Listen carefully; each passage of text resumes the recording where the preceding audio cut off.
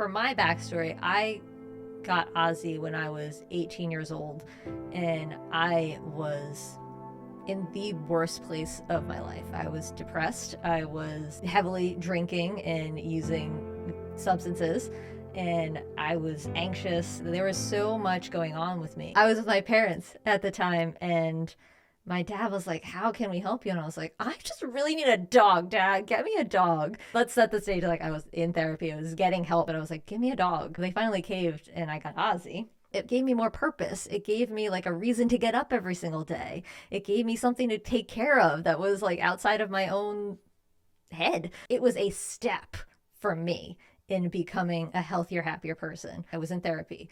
I got sober. I've been sober for how old is that? 14, almost 14 years. He saw me at my worst. So he saw a year of not sober Hillary and then the rest of sober Hillary. He wasn't a cure, but he was something that helped me that I can look back on and say, if I did not have Ozzy, I don't know where I would be. I don't know if I would be here or how long it would have taken me to get here.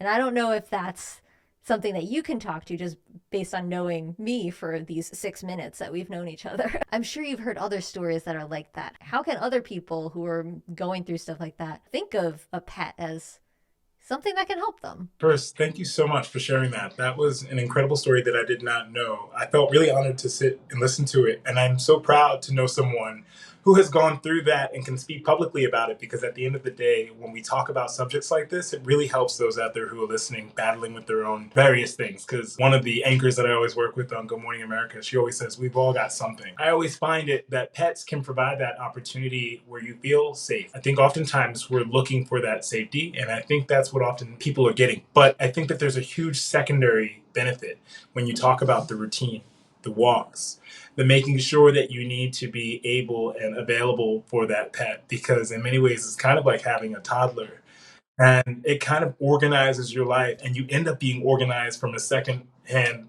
reason. You're just trying to make sure that you're getting in line to make sure that you're doing the things that your dog is doing, and then it reminds you in a way to take care of yourself as well. I think about that when I take care of my cats. At least it reminds me just like they're living fantastic.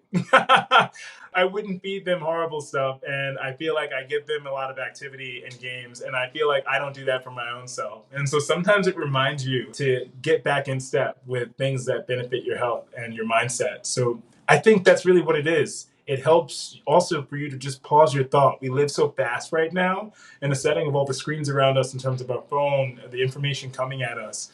When you're interacting with a pet, you really can't do much of that. If you're really interacting with a pet or playing catch or taking them for a walk, it's probably not safe to constantly be on your phone while you're doing those things all together. So I think it kind of forces us to slow down, to stop, to pause. It gives us that feeling of safety, and then reminds us to take care of ourselves.